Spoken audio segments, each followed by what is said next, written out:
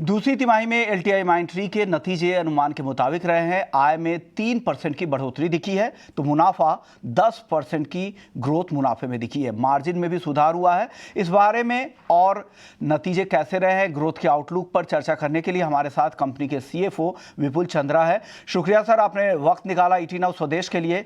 Sir, दूसरी तिमाही के परफॉर्मेंस के बारे में बताइए, किस तरह का रहा है, किस सेगमेंट से आपको सपोर्ट मिल रहा है, बीएफएसआई का किस तरह का प्रदर्शन रहा है और मैन्युफैक्चरिंग सेगमेंट से किस तरह के ऑर्डर्स मिले हैं? धन्यवाद मेरे को अपने प्रोग्राम पे इनवाइट करने के लिए। जहाँ तक इस क्वार्टर का परफॉर्मेंस का सवाल है, आई थिंक इस क्वार्टर में हमारा परफॉर्मेंस ऑल राउंड अच्छा रहा है। हमारी सारी सेगमेंट्स में क्वार्टर ऑन क्वार्टर ग्रोथ आया है। कुछ सेगमेंट्स में ज़्यादा, जैसे बीएफएसआई में ज़्यादा ग्रोथ रहा है। कुछ मैन्युफैक्चरिंग में भी ग्रोथ है, और टेक्नोलॉजी सेक्टर में भी थोड़ा ग्रोथ है। सो डिफरेंट सेगमेंट्स में ग्रोथ का क्वांटम डिफरेंट है, लेकिन ग्रोथ सारे सेगमेंट्स में है क्वार्टर ऑन क्वार्टर बेसिस पे। सो उसके हिसाब से अगर देखा जाए तो ये अच्छा क्वार्टर रहा है। अ, अभी आपने पूछा कि इस क्वार्टर को आप कैसा रेट करेंगे। सो एस्पिरेशन और मतलब अगर महत्वाकांक्षा के हिसाब से देखा जाए तो उस हिसाब से ये क्वार्टर अभी भी हमारे टारगेट के हिसाब से थोड़ा उतना अच्छा नहीं है, पर एज कंपेयर टू पिछला quarter it is definitely continuing with the momentum. बिल्कुल, तो ये तो दूसरी तिमाही के नतीजों की बात हो गई, लेकिन इसके अलावा डिमांड एनवायरनमेंट पर आपका नजरिया लेना चाहूंगी। क्या डिमांड इंप्रूव होती हुई नजर आ रही है? अगले कुछ क्वार्टर्स के लिए डिमांड रिकवरी पर आपकी क्या राय रहेगी? अभी भी हम लोग थोड़ा कॉशियस है डिमांड को लेके, क्योंकि हमने पिछले साल Q3 में जो देखा था उसमें फर्लोज का इम्पैक्ट नॉर्मल से कहीं ज़्यादा आया था। इस साल उम्मीद तो ये है कि इतना इम्पैक्ट नहीं होगा फर्लोज में। फर्लोज वापस उतने लेवल पे आ जाने चाहिए जैसे पहले चलते थे, पर लास्ट ईयर के एक्सपीरियंस के बाद में थोड़ा कॉशियसनेस तो है।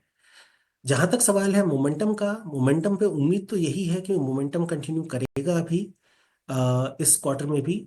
लेकिन जो सीजनल इम्पैक्ट आता है वो तो रहेगा ही, बिकॉज छुट्टियां इस क्वार्टर में आनी ही है, एंड फर्लोज का थोड़ा बहुत इम्पैक्ट इस क्वार्टर में आएगा ही। ये तो सीजनल असर है जिसका इम्पैक्ट डिमांड पर देखने को मिल रहा है। विपुल चंद्रा जी, अब आपसे मेरा एक सवाल होगा, पहली छमाही की तुलना में सेकेंड छमाही से आप क्या उम्मीदें हैं आप लोगों को, और खास करके थर्ड क्वार्टर को लेकर बताइए, क्या अनुमान लगाना चाहिए यहाँ पर? हम लोग अभी सेकंड हाफ के बारे में या उसको फर्स्ट हाफ के साथ में कंपेयर करने में हम लोग अभी उसके ऊपर कमेंट नहीं कर रहे हैं, क्योंकि जैसे मैंने कहा कि हमारे को उम्मीद तो है कि मोमेंटम रहेगा, पर साथ ही साथ लास्ट ईयर के एक्सपीरियंस के बाद में थोड़ा कॉशन अभी भी हम लोग बनाए हुए हैं। सो जहाँ तक उम्मीद का सवाल है सेकंड हाफ के लिए, अभी हम लोग यही कहना चाहेंगे कि Q3 में मोमेंटम कंटिन्यू होना चाहिए, पर सीजनल इफेक्ट्स भी आएंगे। उसके बट ये सीजनल इफेक्ट्स हर साल भी होते हैं। सो उस हिसाब से देखा जाए तो अभी भी हम लोग कॉशियसली ऑप्टिमिस्टिक हैं अगले साल, अगले आधे साल के लिए। और हमारी तरफ से जो हम प्रिपरेशंस कर सकते हैं अपने बिजनेस में इन्वेस्ट करने के बारे में, हेडकाउंट बढ़ाने के लिए, वो सब हम अपने एफर्ट्स जारी रखे हुए हैं। आपने देखा होगा इस क्वार्टर में हमने करीब 2,500 लोग ऐड किए हैं अपने वर्कफोर्स में, एंड हमने अपना यूटिलाइजेशन रेट भी थोड़ा कम किया है, 88.3 से 87.7% पर लेके आए हैं। और हमने ये पिछले क्वार्टर में भी कहा था कि हम अपने इन्वेस्टमेंट्स चालू रखेंगे, और वो हम अभी भी चालू रखना चाहते हैं, सो दैट ग्रोथ जैसे जैसे वापस आता है हम उसको ग्रोथ को एडवांटेज लेने के लिए तैयार रहें। बिल्कुल, तो ये तो नज़रिया हुआ ग्रोथ को लेकर, लेकिन मार्जिन्स पर भी आपकी राय लेना चाहेंगे। अगले कुछ क्वार्टर्स में मार्जिन्स पर क्या इम्पैक्ट दिखेगा, और हाल ही में कंपनी ने वेज हाइक्स भी लिए हैं। क्या वेज हाइक्स और सीजनैलिटी का इम्पैक्ट मार्जिन्स पर अगली तिमाही में दिखाई दे सकता है? नहीं, जैसे आपने सही कहा कि वेज हाइक का जो इम्पैक्ट आएगा वो तो Q3 में दिखेगा ही। उसको हम कुछ हद तक ऑफसेट करने की कोशिश कर सकते हैं अपने बाकी एफर्ट्स के साथ में, ऑपरेशनल एफिशिएंसीज बढ़ा के, एआई का यूज करके जो भी हम एफर्ट्स कर रहे हैं उसका कुछ इम्पैक्ट उसको कुछ हद तक न्यूट्रलाइज करेगा। पर वेज हाइक का इम्पैक्ट एक क्वार्टर में न्यूट्रलाइज तो पूरी तरह से नहीं हो सकेगा। सो क्वार्टर 3 में तो इम्पैक्ट आएगा, और वो हमने कल भी अपने अर्निंग्स कॉल में उसको बताया था कि उसके चलते अभी क्वार्टर 3 में थोड़ा वीकनेस दिख सकता है ईबिट मार्जिन्स में। पर एक दो क्वार्टर्स तक अगर ऐसे ही ग्रोथ चलता रहेगा तो मार्जिन वापस ऊपर आ जाने चाहिए। अ, यह हमेशा जब भी वेज हाइक होता है उसके बाद एक दो क्वार्टर्स में वापस मार्जिन्स ऊपर लाने में टाइम लगता ही है। ओके, तो आपको लग रहा है कि ग्रोथ के साथ साथ आगे मार्जिन में सुधार हो सकता है। लेकिन सर, ये डील पाइपलाइन के बारे में बताइए, किस तरह के ऑर्डर बुक के बारे में थोड़ी डिटेल्स हमें बताइए। क्या यहाँ पर भी कुछ सीजनल इम्पैक्ट है क्या?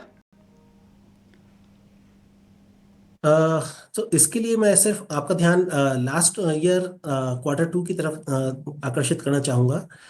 क्वार्टर 2 इन FY 24 हमारा deal win was again 1.3 billion, जो इस साल भी इस क्वार्टर में हमारा 1.3 बिलियन का आया है।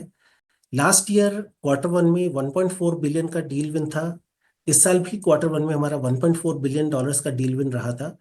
सो कुछ हद तक ये थोड़ा सीजनल इम्पैक्ट भी रहता है डील विंस में क्वार्टर ऑन क्वार्टर।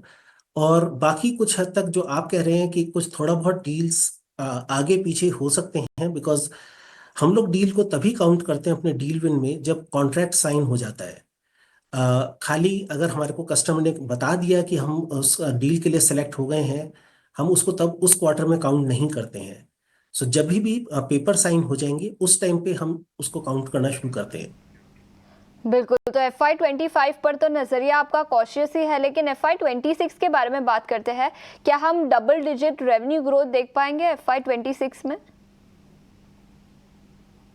चांसेस का कमेंट करना तो मुश्किल है, लेकिन उम्मीद जरूर कहूंगा कि उम्मीद कर सकते हैं कि एक बार इलेक्शन यूएस में इलेक्शंस अगर उनका रिजल्ट्स आ जाता है और उसके बाद में क्लाइंट्स जब दोबारा से अपने बिजनेस में इन्वेस्टमेंट्स के लिए नए सिरे से सोचना शुरू करते हैं, तो शायद हो सकता है कि उसमें अगले साल का एनवायरनमेंट बेटर रहे, और ये पूरी इंडस्ट्री के लिए अच्छा रहेगा अगर ऐसा होता है तो। एंड वही उम्मीद हम लोग रखे हुए हैं कि जब इस तरह का कुछ बदलाव आएगा तो उस टाइम पे हमारी तरफ से प्रिपरेशन पूरी होनी चाहिए उस एनवायरनमेंट में अपनी ग्रोथ को एकदम बढ़ाने के लिए। बिल्कुल, तो ये नजरिया FY 26 को लेकर। मिस्टर चंद्रा, बहुत बहुत शुक्रिया अपना समय निकालकर ET Now स्वदेश के साथ जुड़ने के लिए। और इस बीच हमारे साथ अवनी भट्ट भी जुड़ चुकी है, बाजार पर राय लेंगे उनसे। और अवनी, सबसे पहले IT इंडेक्स पर ही अपनी राय दे दीजिए। निफ्टी IT इंडेक्स सबसे बड़ा सेक्टोरल लूजर है आज के ट्रेडिंग सेशन में, और अभी अभी हम मैनेजमेंट से भी बातचीत कर रहे थे। क्या राय रहेगी IT सेक्टर पर, और अगर कोई स्टॉक स्पेसिफिक आइडियाज हो, आपको लगता है कि इन लेवल्स पर खरीदारी के मौके बनेंगे वहां पर?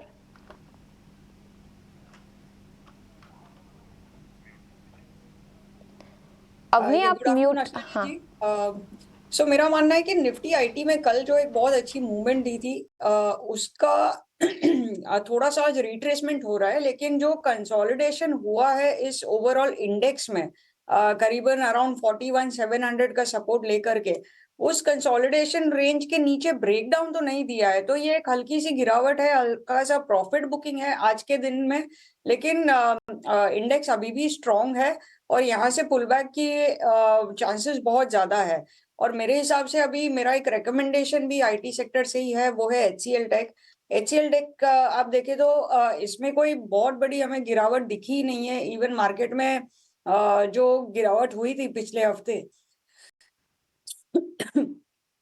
उसमें भी ये स्टॉक ने काफी अच्छे से सस्टेन किया हुआ था, और एक लगातार अप मूव में है। और हमने कई बार ET Now स्वदेश के दर्शकों के लिए ये रेकमेंड भी किया हुआ है।